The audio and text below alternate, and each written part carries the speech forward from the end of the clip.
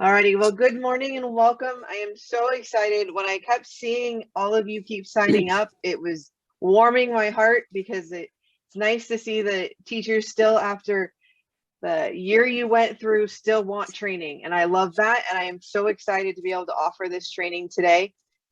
We have a very mixed group with us today, lots and lots of different teachers from different backgrounds. We have just people who are here through the Arizona Geographic Alliance. We have people who are working on the STEMS Cruise EL cohort grant, both synchronous and asynchronous. We have people that just love geography. It's so exciting to have such a diverse group. And what I'm also excited about is we used to, when we had in-person events, we would usually only have Arizonans. But I'm excited to see on the list that we have people from out of state, and we've even in some of our trainings been able to branch out of country. So it's so exciting to see so many diverse backgrounds, and we get to work together for the betterment of students. So thank you for coming today. I'm going to give you a quick rundown of what you're going to see for our agenda. As I said, we are a mixed group, so some of it will apply to some of you, some will apply to the others. So it just depends, and you should know where you are as far as which group you belong to. So again, thank you so much for joining us. Here's the agenda for today. We're going to just do some welcome and introductions, and then I'm going to turn it over to Gail Ekus, our past co-coordinator, who is going to give us a little bit about what is geography.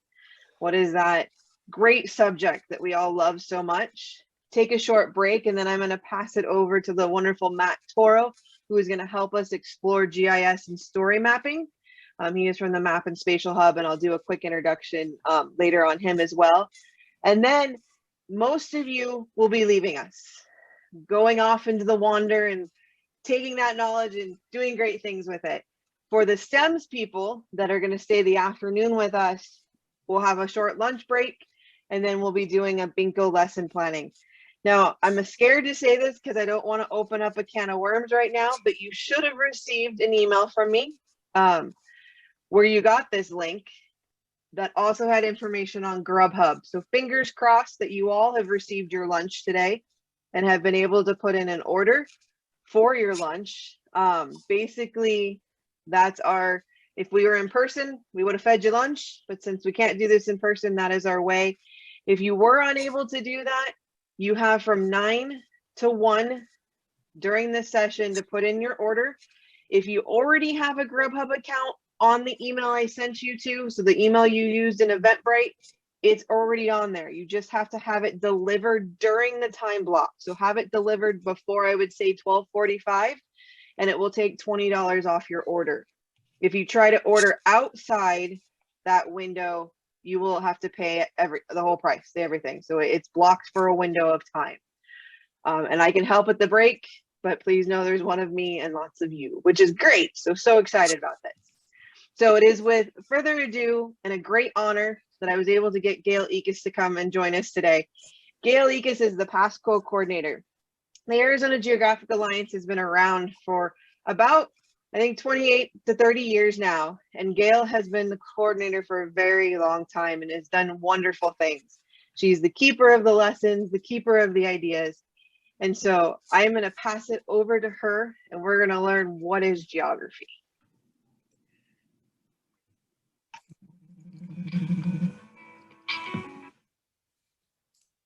Wait a minute. All right.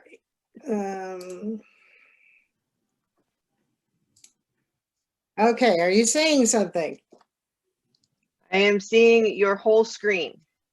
Okay, let's put it on presenter mode. Can we do that? There we go. Is that better? Yep, we can see just the PowerPoint. Okay. I'm Gail Ekus, and just a little background on me is I graduated from the University of Arizona with a Bachelor of Arts degree and in education, and my major was history and my minor was government. So it gives you an idea of how old I am because nobody majors in minors anymore. And then I got my master's degree from ASU. So I share loyalties to two universities, but I have to tell you, U of A has my heart. So then I went on to teach 28 years in Mesa Public Schools. I taught middle school and I taught social studies and language arts. So I do have that background of integrating subjects, and I do have a strong social studies background, but I didn't really come to geography until 1993 when I was asked to go to Washington, D.C. to be trained by National Geographic to become a teacher consultant. And within the Arizona Geographic Alliance, we have between 150 to 200 teacher consultants now. These are people who have gone through our trainings and have decided they want to do a better job at teaching geography. And so we're offering a training this summer, which Heather has already started, I believe, with this particular workshop. And I became the co-coordinator in 2001 and held that position till the beginning of 2019 when wonderful Heather took over. So I'm here to talk to you about what is geography. And I'm going to give this presentation not from the point of view of a professional geographer. I am not a professional geographer, but I am a teacher. So I'm going to give it to you as it applies to education. So what's geography in terms of how to teach it to our students, how to make it more of a subject that is a life skill. So let's look at some definitions. But before we do that, in the chat, I would like for you to put down some of your ideas, a couple of words here and there. What are your ideas of a definition for geography? And Heather's going to kind of track them and kind of say, some of the keywords that you're putting down. So let's go to chat and put in your keywords.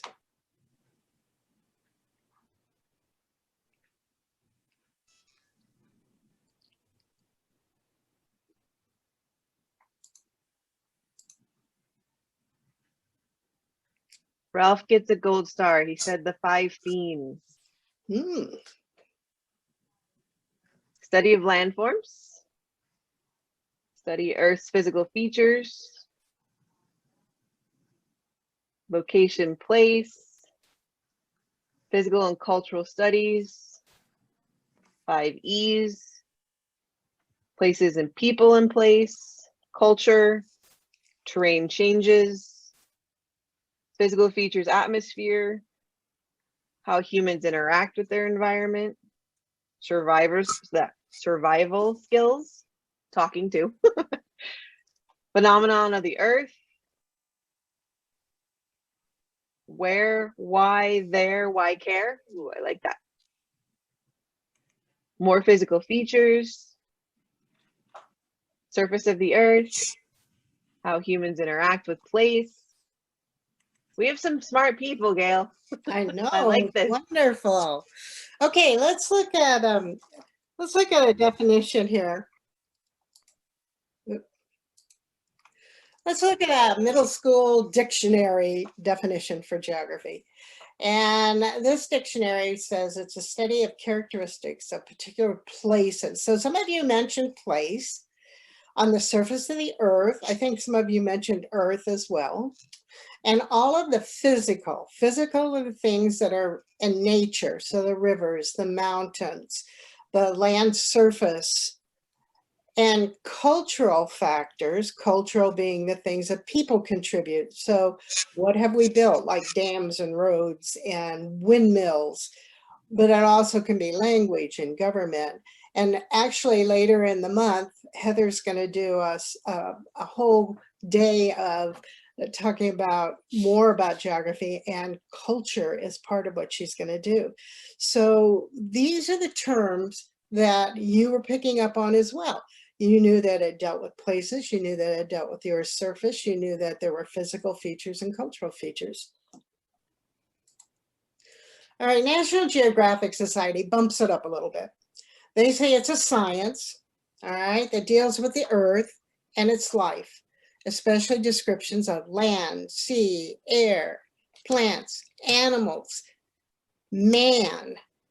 And this is the part I really like in this definition because you don't see it in any others. Man and his industries. talking about what does man do? What kind of work does he do? And also what kind of pleasures or crafts or entertainment, those kinds of things does man do? And so that brings in another whole dimension for economic geography and cultural geography. So I like that they've added that in, as well as what we traditionally think of as land and sea and air and plants and animals. All right, and then it gets down to the mutual relationships between these elements. Now, Pat Gover is a professor emeritus at ASU, and she also was a past president of the Association of American Geographers. And she says her key, this statement I really like, is geography is more than a repository of place facts. All right, if it's a Jeopardy game, if it has a one answer, you know, the highest mountain, the longest river, the capital of Guatemala, if it has those kind of answers, it's really not geography. But instead, she says, geography encompasses the dynamic interactions that give character to places, the spatial organization of human activity, and the natural processes of the Earth's surface. All right, so let's talk about spatial organization, because that's the key. That's the key to teaching good geography, is understanding what spatial organization is. So right now, look around your room, and I want you to see how you have organized your space. All right, look around. Do you see somehow that you have organized your space? You have consciously thought about how to make this room different.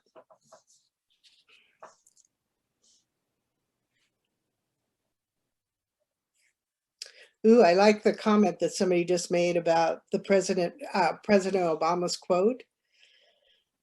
And we'll talk about that in just a minute, but it is pretty cool. All right, did you look at your space? Now I'm going to make some guesses here. In fact, you can do a thumbs up, thumbs down, I think. Do we have a thumbs up, thumbs down thingy, Heather? You do in the reactions, yes. Okay, so how many of you have a storage space, a storage area in the room you're in? Several. How many of you have an entertainment area? It's like where the video games are, the television or radio or something is. Yeah. How many of you have a pet area where the pets are? That's their food or their bed or their comfy spot, whatever. Poor Heather, no pets. How many of you have a knowledge area? In other words, that's maybe where you keep some books or something you refer to all the time. All right, what I've gotten you to do is organize your space. So now you have looked for a pattern of things. And you can see that it is lumped in some way to be spatially organized. All right, let's continue with a college textbook definition. And that says the study of the interaction of all physical and human phenomena at individual places and how the interactions among places form patterns and organize space. So what we're going to try to get you to do as a geography teacher is start to dig deeper. Get kids to look for patterns. And what do those patterns tell us? If all the mountains go in one way, what is that telling us? If all of the people in a certain area build their homes in a certain way, what is that telling us?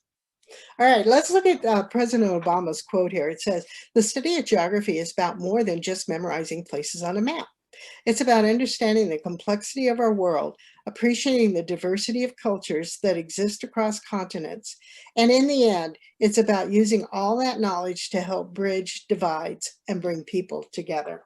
A very compassionate definition, I must say. Oop. All right. So let's do some spatial organization now. And I want you to visualize 1 billion people. 1 billion. All right. Now, are you visualizing it? Here's how a geographer might visualize it. The colors represent 1 billion people. So you'll see that it takes New Zealand, Australia, South America, the Caribbean, North America, Greenland, and Iceland to equal 1 billion.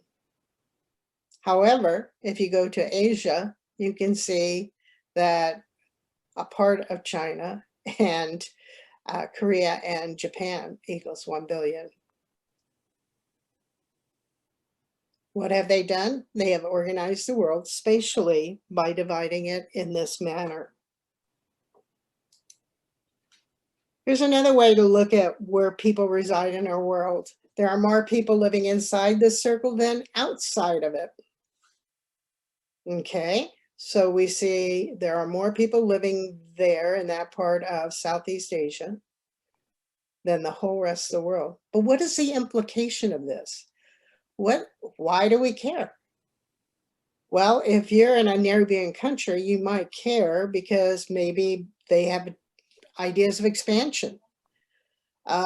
Whether you know it or not, China is building up its army and its navy. Should we worry about that? They have tons of people to provide soldiers and sailors. So should we be concerned? That's the digging deeper. That's why geography is so important, because it's not just looking at this map and going, oh yeah, there are a bunch of people live there. It's why that makes a difference to us. Joseph Kursky is a gentleman who works for Esri, and that Esri is a major GIS software company. And I'm not sure if Matt's using Esri software today or not, but they have free versions, and he is an outspoken proponent for geography education. In fact, he's been the president of the National Council for Geographic Education. And his famous words are, why is it where? Why is it where?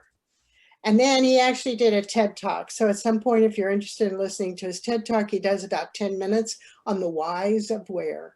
So you can hear it from his perspective. But why is it where is what we want kids to start thinking about, not highest mountains, the longest river, and that kind of trivia. All right, here's a fun map. And it's fun because it's McDonald's, and it's fun because it has the cost of hamburgers and the number of outlets for selling McDonald's hamburgers in different places. So it's a fun little map. All right. But it also brings up the idea of digging deeper. So we have a bunch of countries that don't have McDonald's. Why? Is it because they don't like hamburgers or sandwiches? They don't like beef? They don't, you know, they don't know anything about French fries and hamburgers, and so they don't know what they're missing. I don't know. But if you dig deeper, it probably boils down to two reasons. Either they don't have enough urban population that would come to the restaurant to support a business like a McDonald's. So much of Africa, maybe they're too far from the city to actually go and get a hamburger. So why invest in hamburger chains in those parts of Africa? But maybe it's also they can't afford to buy the hamburger. You see the prices down at the bottom. In Norway, they pay $7. In the US, it's about $3.50. Maybe they can't afford that kind of an outlay of cash for something as frivolous maybe as a hamburger.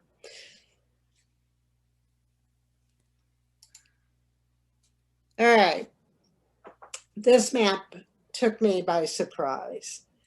Maybe it's because I grew up in the West and I'm not that familiar with the Mississippi River, But these are the rivers that feed into the Mississippi.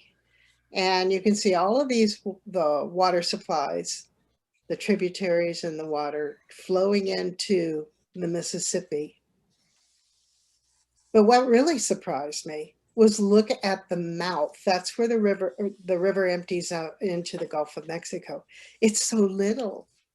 You've got all this water coming in to this central area, going down the Mississippi, and then it's so small.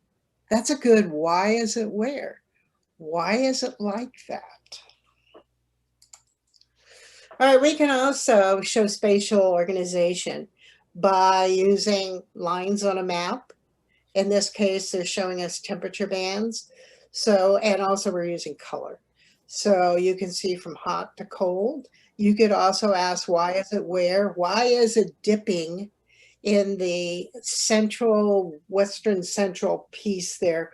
Why is it colder in that band of area than it is, let's say, in Southern California, Southern Arizona, Florida? All right. Why is it where? Why would it do that? Again, another fun one. This is the highest paid public employee in every state. All right, and now I wish they had used a little better color for their background color, because I think football coach and dean and chancellor are all pretty close. But notice the categories. Football coach is that turquoise, basketball coach is the purple, a president of a university is the yellow, chancellor is a green color, and that's, to me, that's like being a president. Dean is like being a president too. A surgeon, okay, there's a surgeon that is the highest paid. And then the superintendent of Grand Forks apparently is their highest paid one for the orange. So as we look at this, what does this say about America? What is your takeaway? Why is it where?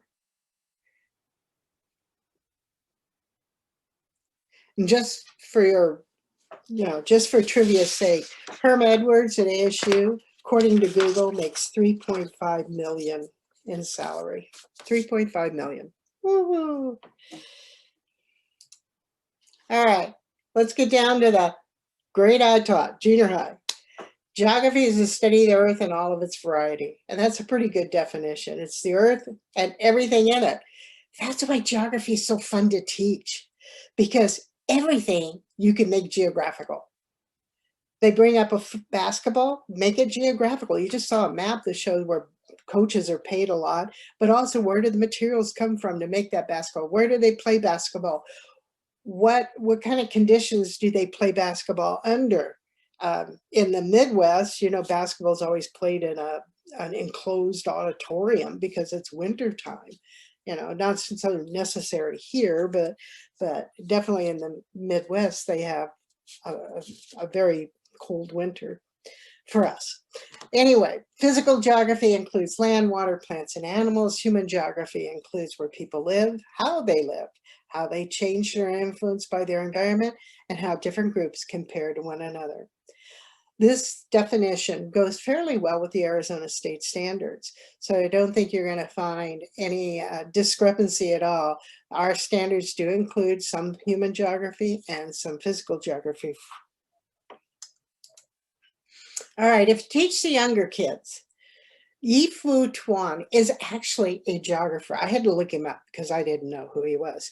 But he's actually a professional geographer of great renown.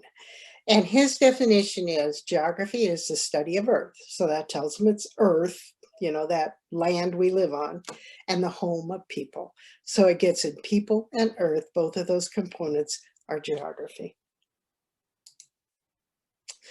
All right, now there are dimensions to geography. And the first one I'm going to start with is geography methods, but I'm going to call it geography tools. All right, these are tools geographers use. These are not geography.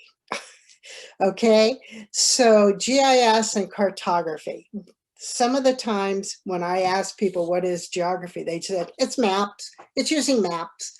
That's the only answer they know to give.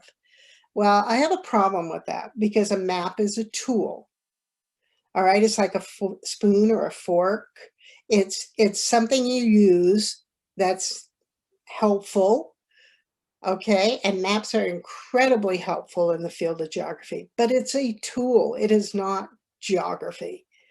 So think of it as like the shovel or the typewriter or the computer or something. It's a tool. All right, field studies is how we gather information. Geography is not necessarily a classroom subject. It's meant to be outdoors. It's meant to look at our world. It's meant to see those patterns in the wild, out in the cities, wherever. So geography is outdoors, and geography is contemporary. That's the other mistake lots of people make. They think that geography is only important if it links to a historical event. That is not true. Geographers may look at some historical events and may come up with some geography behind what happened.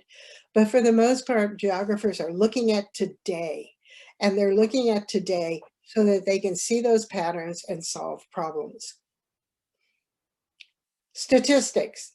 Every time you gather information, you're going to end up with statistics. So geographers have to know how to manage statistics. That's another tool.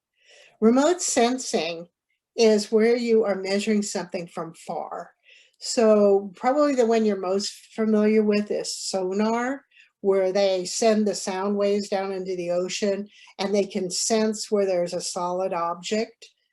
So that's one type of remote sensing. But the one that's getting the most attention now is LiDAR, where they shoot a laser beam from a drone and they start looking at the Earth's surface and mapping the Earth's surface by where the laser beam marks the elevation of the land.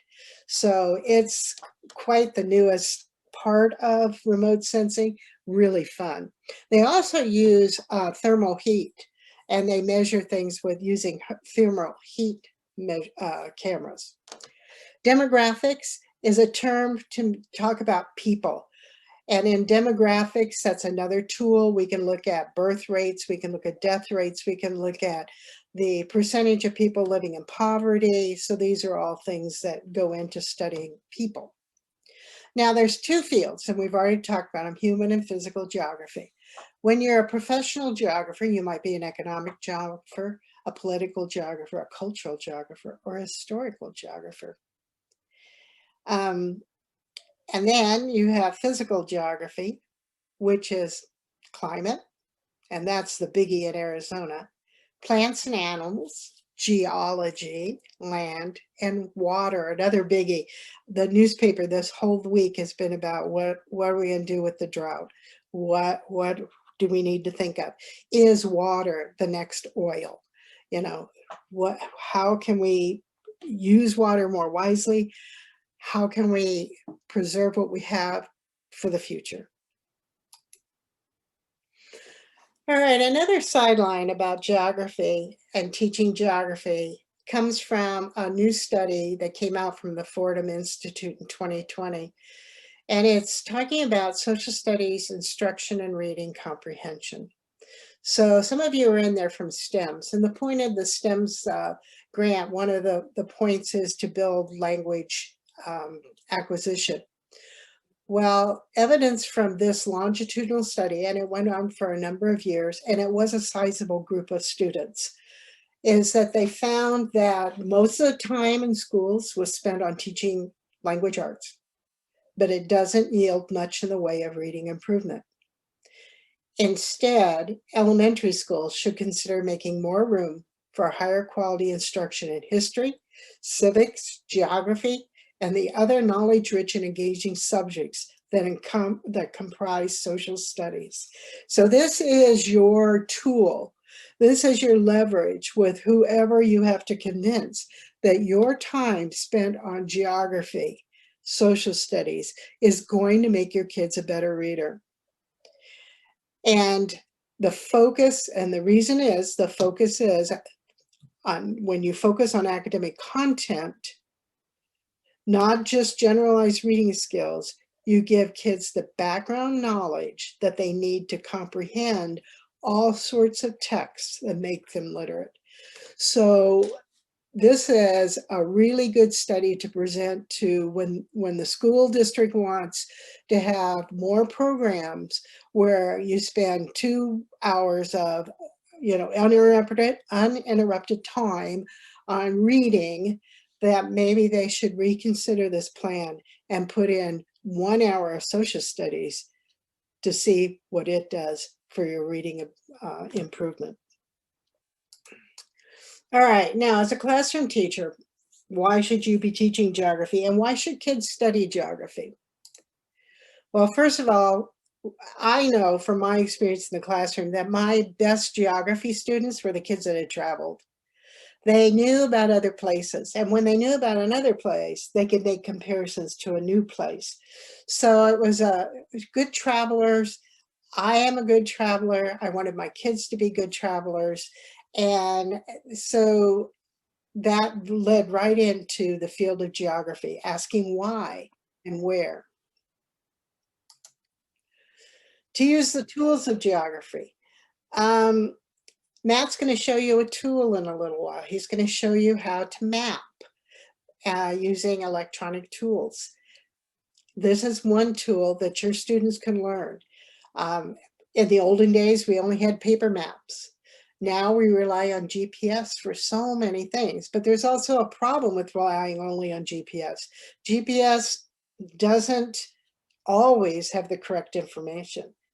So you have to be a little leery of only relying on that tool. All right, to understand the dominant characteristics of places, I used to tease my students and say that I had just won the lottery and I had all this money. And that with all this money, I was going to take 3 kids with me on a trip the next day. And we were going to go and I'd pick a place they didn't know. So I picked like Timbuktu or something. And then I would start to say, okay, how many want to go with me? And I'd have a bunch of kids hold up their hands. And then I'd say, okay, all right, we're going to have to pack our suitcase tonight. So what do you think we ought to put in there? Should we take an umbrella? Would an umbrella be a really good thing to take? And they would all raise their hands because they didn't know where Timbuktu was, and they didn't know it was in Africa, and they didn't know that it was going to be dry there.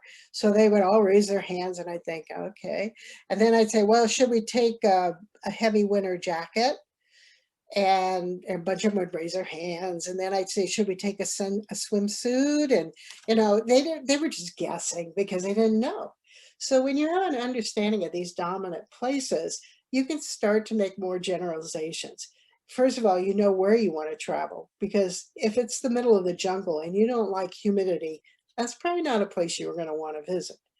So an understanding of dominant characteristics is very helpful. To be literate, to know.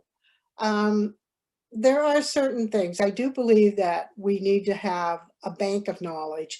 Yeah, sure, you can Google anything, but it's also shows the quality of your education if you can just know where Myanmar is.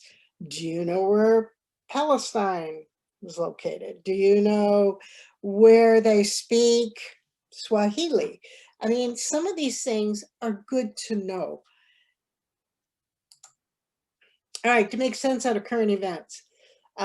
We have things happening in our world all around us. And if we don't understand a little bit about what that place is like, we don't understand what current events are happening there, how can we help our kids understand our world? Remember, geography is contemporary. So we should be looking at these current events to make some sense out of them. How is the government impacting people in Hong Kong? How is the government impacting people in Myanmar? To relate to other people. When we are good travelers, when we go other places, and even within our own country, because we're a nation of so many people and so diverse backgrounds, so many diverse backgrounds, how can we relate to other people if we don't have some understanding? And that's what Obama was pointing out, I think, in his.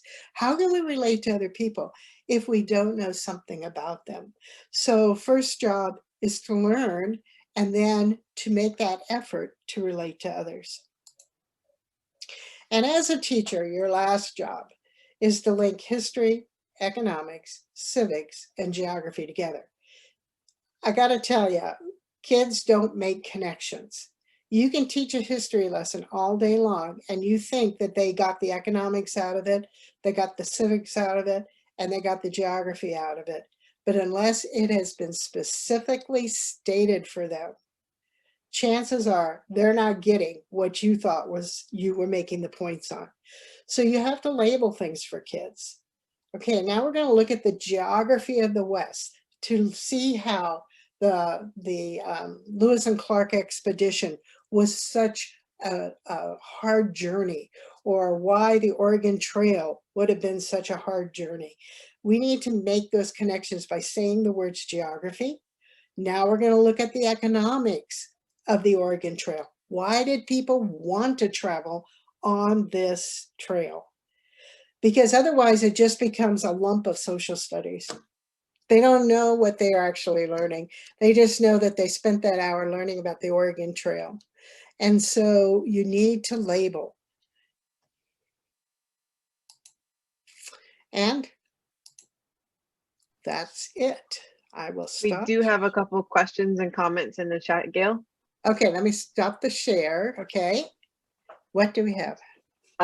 Jackie put a wonderful link that is my new Google Earth that I could get lost in for hours and hours and hours.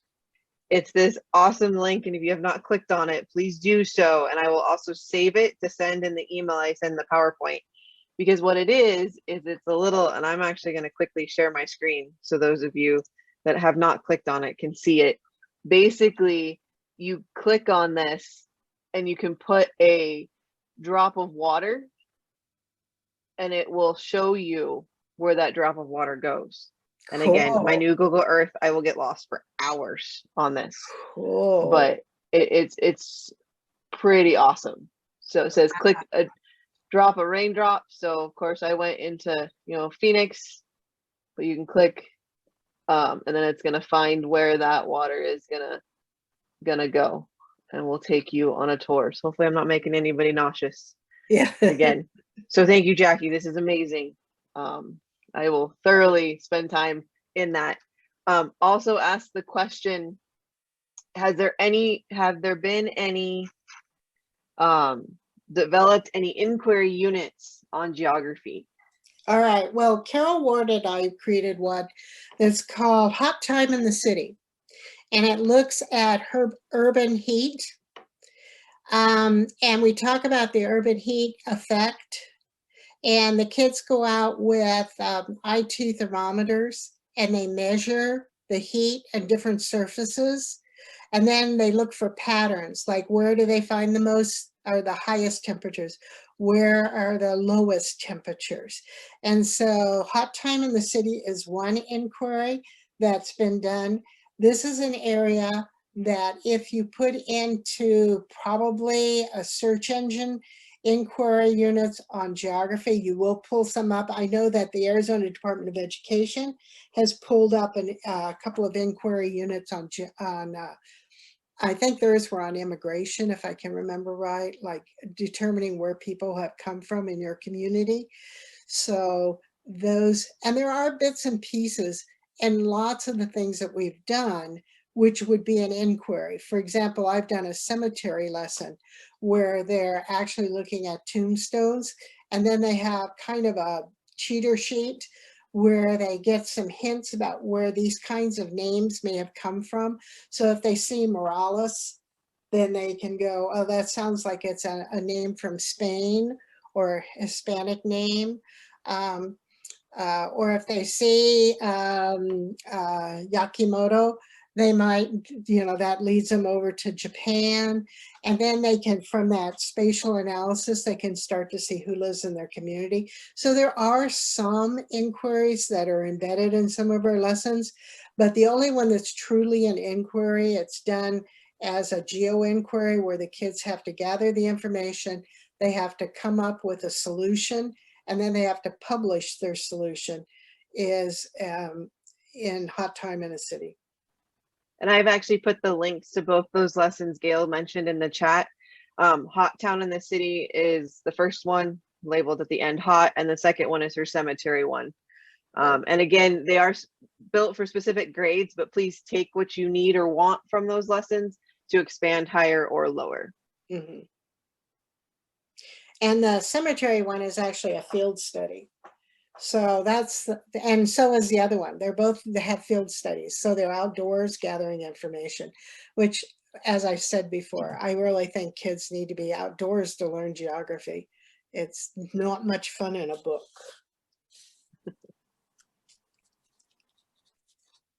Anything else? Ralph just mentioned when you had talked about being educated, it was about being well-rounded. And then Dawn mentioned that Esri has geo inquiry available for a variety of subjects. Mhm. And then I have seen a couple of questions. I will be sending the PowerPoint. I will also send an agenda because I know some districts are requiring agendas now. And then I will send that with your certificate, and I'll also include the link to Jackie's cool website that I'm going to spend way too many hours on later today.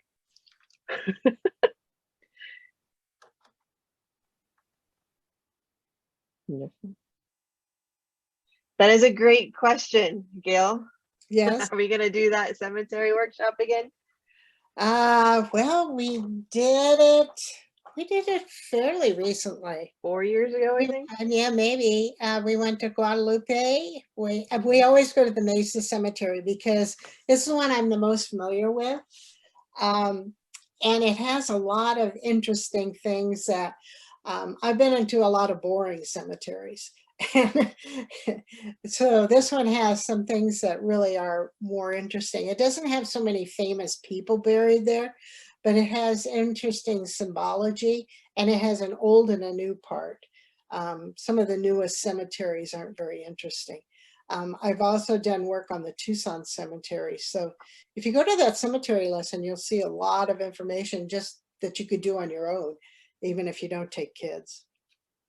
Ralph, I'll see what I can do. Maybe I can convince her. Because I agree. Even Karen Guerrero has mentioned that she loves the cemetery one. So one of my maybe favorites. Yep. Maybe we need to do another one here. And it needs to be in February. Okay. Agreed. Yeah, that's not, this time of the year is not cemetery weather. There we go. There's Esri. Yeah. Perfect. Thank you, Dawn. Any other comments, questions? All right. All right, then let's take a